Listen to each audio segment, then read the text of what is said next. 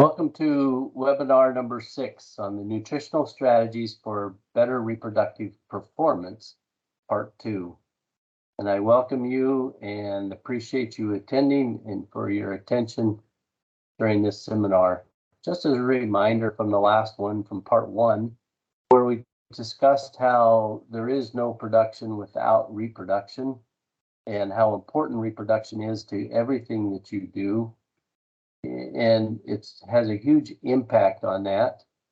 Also, that the excellent fertility is key to open all the doors of profitability and many management options. And so this is very important in everything that you do as a nutritionist. And the kilograms of feed that you're able to sell every year has everything to do with reproduction, more than any other factor on the farm. And I hope that you got that from the part 1 from the previous seminar, that how big a difference that excellent fertility can make just in the pounds of feed that you're able to sell, and the management on the farm and how many other factors that will impact. But I want to emphasize here that there is no one feed ingredient or nutrient that has been identified to ensure reproductive efficiency. There are a couple that we will discuss today that are very important, but there is no one feed ingredient or nutrient that can be fed that ensures reproductive success.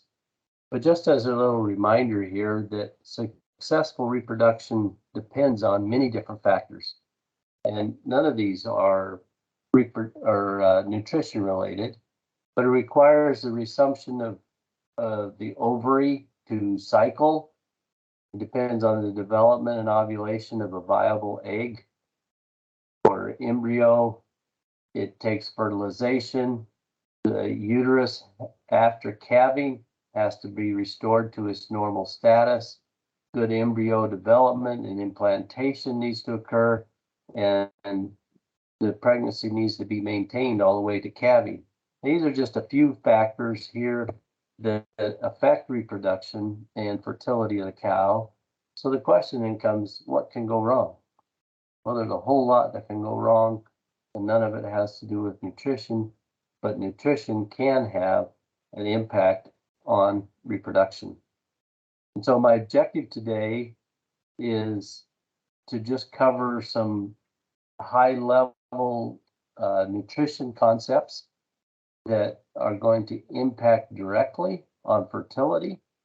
And we know that the health of the cow, as stated here, that the uterus restoring to normal capacity, but also the body of the cow. And transition has a huge impact on health, which indirectly will impact reproduction and fertility. But we're not going to talk about that today for the sake of time. And we're going to just cover those that have a direct impact.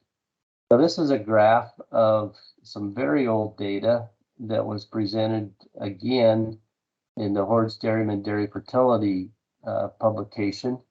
So you have weeks relative to calving here across the bottom, and you have body condition score on a 1 to 5 scale here on the y-axis. And so the red line here represents thin cows, body condition score 2 at calving, and their body condition score going out here 16 weeks. So you can see that they actually continue to increase, a little dip right here between 6 and 10 weeks, but they're on a continual incline. In other words, they're gaining weight, they're not losing weight, they're not losing body condition. And we can see here the fat cows, they're greater than a 4.5 on a 1 to 5 scale, so they're very fat cows. And so you got two big extremes here, but these fat cows, you can see, lose body condition or body weight throughout the entire 16 weeks. And that is not good because it has a very significant impact on fertility. So I like this study here, and I'm going to use this one This is a study out of the University of Illinois where they took 7 transition cow studies that they had done. They took the data from all of those studies, and then they classified the treatments into 4 different treatments by prepartum NEL density, and then looked at the impact that it had on reproductive success or reproduction fertility. So the 4 categories that they classified all of the treatments in were far off controlled energy. So that would be energy intake that was less than 100% of requirement. And then they had treatments there where the far off high energy treatment would have been those that received energy intake greater than 100% of requirement. That far off time period being from dry off until they were moved into a close-up diet about 3 weeks before parturition or calving. The other 2 treatment classifications were close-up controlled energy. So those would be in that 3 weeks prepartum that they received energy intake less than 100% of requirement. And then the close-up high energy would be those that received greater than 100% of requirement in energy intake. And there were a total of 408 cows in this particular multi-study analysis. So if we look at body condition score loss between week 1 and week 6, so this would be they score them at 1 week post-calving, and then again 6 weeks post-calving, and you can see the loss here on the y-axis here, and then the different categories of different treatments. So you can see on the controlled energy diet in the far off dry period that they lost 0.35 body condition scores, and those on the high energy diet lost 0.39 or 0.4, almost a half a body condition score between weeks 1 and 6 post-calving. And then the significant difference here is those cows in the close-up time period that were on the controlled energy diet. Remember, that was less than 100% of energy requirement. They lost the least amount of body condition during weeks 1 to 6 post-calving. And those that were on the high energy diet pre-calving or in this close-up time period were the ones that lost the most body condition. And so they were in the greatest negative energy balance there. And if we couple that with what their intakes were, we can see here we've got energy intake in megacals per day. And then we've got the same 4 treatments down here. And we can see that those that were in a controlled energy diet in the far off time period, so between dry off and moving to the close-up group, we can see that they had a much higher energy intake than any of the other groups. So no significant difference between the other 3 treatment groups, but we see numerically that the ones on the controlled energy diet in the close-up period trended to have a higher energy intake than those who were on the high energy diet, either during the far off dry period or the close-up dry period. So if you put these together, then we can see that the animals or the cows here that were in the close-up group and the controlled energy diet lost the least amount of body condition, and in the far off dry period, they're the ones that ate the most energy or consumed, had the highest intake of energy during that time period. And so now we look at what effect this had on reproduction. And so we've got the far off dry period here in the controlled energy and high energy diets. And we have the close-ups over here of controlled energy and high energy diets. So we look at median days to first insemination. There were no significant differences there between any of the treatments, but we can see that there is a numerical difference. Those on the high energy diets were inseminated sooner than the controlled energy diets. Again, it's not a significant difference, but there is a difference there. But then if we look at when they got pregnant, now this is where it becomes significant here. So the ones on the controlled energy diet during the close-up time period had a significant lower median days to pregnancy. So they would get pregnant 10 days faster than the cows on the high energy close-up diet. And there was no difference on the diets in the far off dry period. So even though that they were inseminated later, they got pregnant 10 days faster than the ones on the high energy diet. And so then if we look down here, we look at, they classified whether they were thin or fat at 4 weeks postpartum. Again, this is that point of greatest negative energy balance in lactation.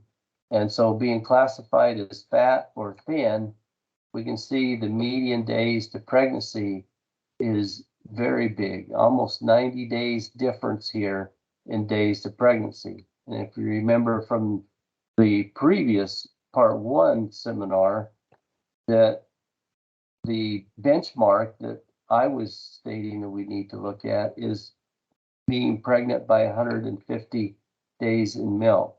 And my rule was 80-150. In other words, 80% of the cows pregnant by 150 days. So here we don't even have 50% of the cows getting pregnant on the ones that were fat 4 weeks postpartum. So energy balance has a tremendous impact on fertility and when cows get pregnant.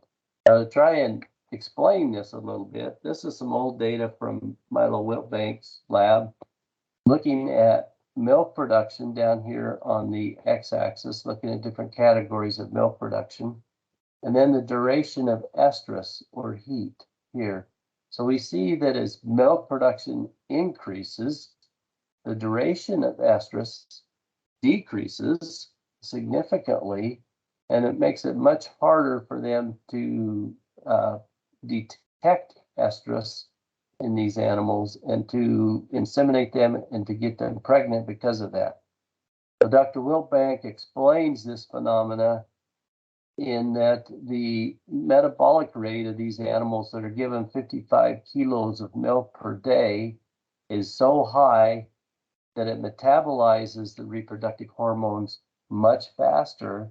Therefore, they don't express near as much estrus, and they have a greater challenge in becoming pregnant because of the metabolic rate of the cow. They still express the same amount of reproductive hormones. It's just that they're metabolized so quickly, and the liver is so active that it becomes much harder for them to express the hormones and to be fertile because of the metabolic rate. So we need to keep that in mind, that these animals that are giving high levels of milk production then have high metabolic rates, and makes fertility an additional challenge to those animals. So this is some of Ron Butler's work out of Cornell. But a couple things before I explain the graph here. So it takes about 60 days for a follicle to reach ovulatory status. And we've known that for quite a long time period, that a follicle is recruited, and then about 60 days, it'll become to an ovulatory status. And the other thing to note is that follicular development then begins at the point of greatest negative energy balance. So if we go back up here to this graph, this time point right out here at about 60 days. So if our negative energy balance is here, and we're trying to breed them here, these thin cows are going to breed and be much more fertile than the fat cows, just simply because the energy balance when those follicles began to develop in order to ovulate. So it becomes much more difficult here in this time period to get them pregnant. So we've got the addition of milk production, but also energy status or body condition loss that has an impact on fertility. So in the graph here, we've got days postpartum or after calving here across the bottom on this one on the left, and we've got the proportion of cows ovulating here on the y-axis. Now this line here, the gray line with the open squares, this is those cows that lose more than 1/2 a body condition score. So more than likely, these are the cows that calve that are fat and higher body condition because they're going to lose more, as I showed you in that previous graph. And so we look at the proportion of cows that are ovulating by any days in milk. You can see there's a real plateau here at 40%, up to 50 days in milk, and then it reaches another plateau right here at just over 60% of the cows that are ovulating at the time we want to breed them for the first time. This becomes a real challenge, and this is just body condition score loss. But remember that this is also the time when these follicles that are ovulating at this time, or trying to ovulate, are the ones that are back here started to develop. And so because of the energy status of the cows, a lot of them are not developing. And this line right here with the solid diamonds, the blue line right here, you can see the percent that are ovulating is much greater. When we get out here to when we want to breed them, 90% of these cows are ovulating. They're the ones that did not lose body condition in that post-calving time period. And so we've got a huge difference here. There's a third of the cows here, a third more are ovulating and become fertile at this time period when we're trying to breed the cows. So on this graph at the right, what Ron's trying to help understand here is, again, we have days of postpartum or after calving here across the bottom. And then we look at the ones that ovulate after 50 days in milk. So this lighter line here with the open square boxes is the proportion of cows that are pregnant at each of these days in milk and ovulated after 50 days in milk. So those that ovulate after 50 days in milk, we understand, are the ones that lose more than 1/2 a body condition score. So we can see that very few of those are pregnant. And so if you read down here what he says down here at 225 days, then there's a much higher risk of culling because they're not pregnant by 255 or 225 days. And remember the benchmark I gave you, we wanted 80% of them pregnant by 150 days milk. Well, if we look at this line here, the solid diamonds here on the darker line, we can see that right here at 150 days in milk, they almost reach that. It's almost right there at 80% of those cows are pregnant that ovulated before 50 days in milk. And so we can see that their risk of being culled due to reproductive failure is much lower. When they get out here at 225 days, we've got 85% of them as being pregnant. And that's pretty good. Where those that do not ovulate before 50 days in milk, and these would be the ones that lose more than 1/2 a body condition score, then only 50% of them are pregnant. So the majority of those are either going to be culled or the reproductive efficiency is very low, and all the consequences that we talked about in the previous seminar. So energy status, body condition score becomes very important. So the conclusions from this study are that a lower body condition score loss in the first 6 weeks improved reproductive performance. Therefore, a strategy of controlled energy prepartum may have a favorable impact on reproductive performance. So the objective then is to feed cows a bulky diet prepartum that will just meet their requirements when they consume to rumen fill. So we don't want to limit intake, but we want to control energy status. And that energy status then is a 1.3 to 1.38 megacals of NEL, net energy for lactation, per kilogram of dry matter feed.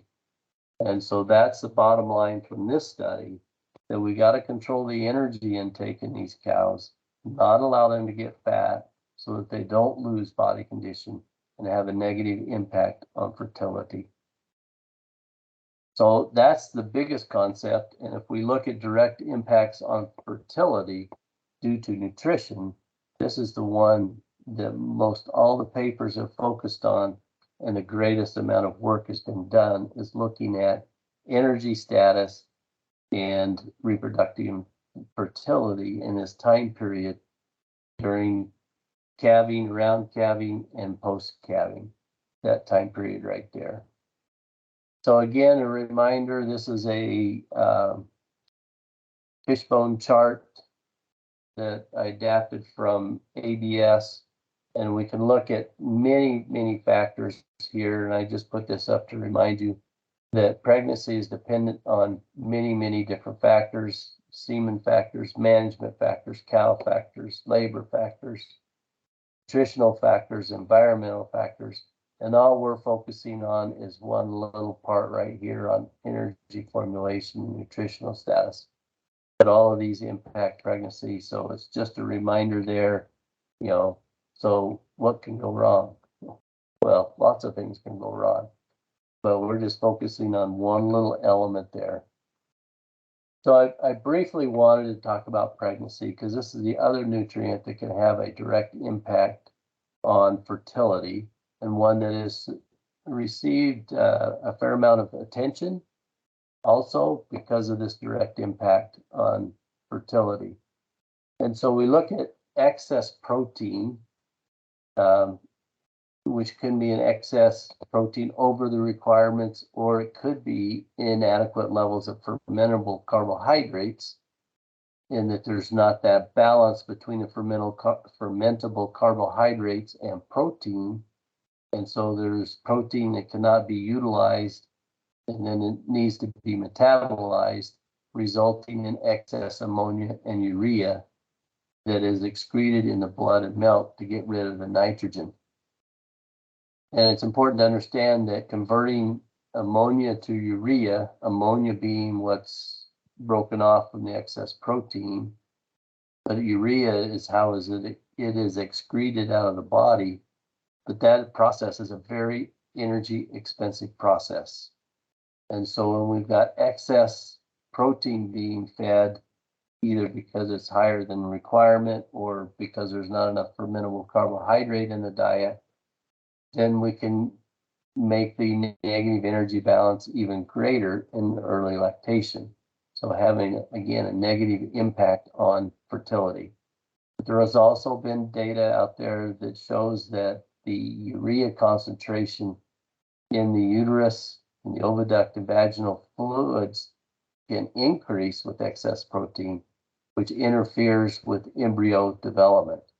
It can also create pH changes in that environment, so it can affect fertility in that way as well. These negative effects, though, are dependent on the energy status of the cow. So they've shown that even if excess protein, if the energy status of the cow is good, and she's getting enough energy, then this expense here of converting ammonia to urea is not as important because there's plenty of energy in the cow. But remember there that, we don't want fat cows. We want thin cows that are going to eat and not lose body condition, but gain body condition in that time period. when we're trying to get them pregnant. So the amount of rumen degradable protein in the diet should be enough to maximize microbial growth, and it needs to be matched with the level of fermentable carbohydrates that are in the diet and not feed to any excesses. So an easy way to measure that is using milk urea nitrogen. Milk is very accessible, and so it's an easy and good way to monitor protein status. And we strive for bulk tank levels should be between 8 and 12 milligrams per deciliter in high producing herds. So that's an easy one to take and to measure and to look at, and look at that on a bulk tank basis. It's not near as accurate if you look at it on individual cow basis. So we take bulk tank levels and look at that and get a general trend of what's going on in the herd. So just a quick note here on other things: fat, vitamins, and minerals. Yes, they are important. I don't want to minimize the importance of fat, vitamins, and minerals. They are important, and I would say feed to requirements for milk growth and pregnancy status, and that will meet those requirements. A lot of those are going to affect other things other than fertility, and the health of the cow is important in order to get pregnant, as we saw in some of those other charts that I previously showed you. So just feed to the requirements that you have for the particular animals that you're feeding for fat, vitamins, and minerals.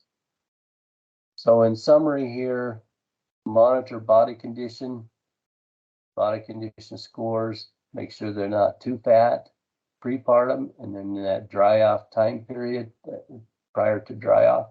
Again, fertility has a huge impact there.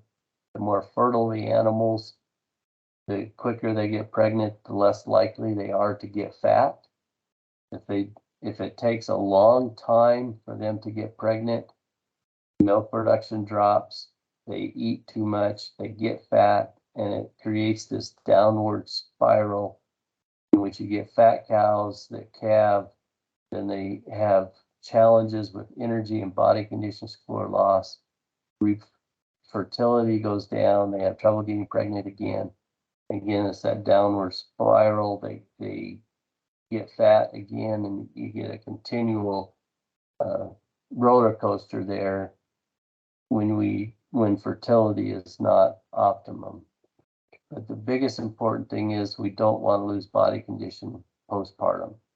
Keep it to a minimum, at least less than half a body condition score. And the better the fertility, the easier it is to manage body condition in the cows. So I want to emphasize that the better the fertility, the easier it is to manage body condition on these cows. So as a monitor, you can monitor milk urea nitrogen to look at protein levels. And again, that's between 8 and 12 milligrams per deciliter. And then feed a controlled energy diet prepartum. To me, that's the most important thing that we can do for fertility, is to feed a controlled energy diet prepartum in the close-up period as well as the far-off dry period. And that's what I see out in the industry as well, is those strategies of a controlled energy diet prepartum, and it has the greatest impact on fertility postpartum. So if there are any questions, I would be happy to entertain any questions, but that's what I have for you today. And thank you for your attention. Have a great day.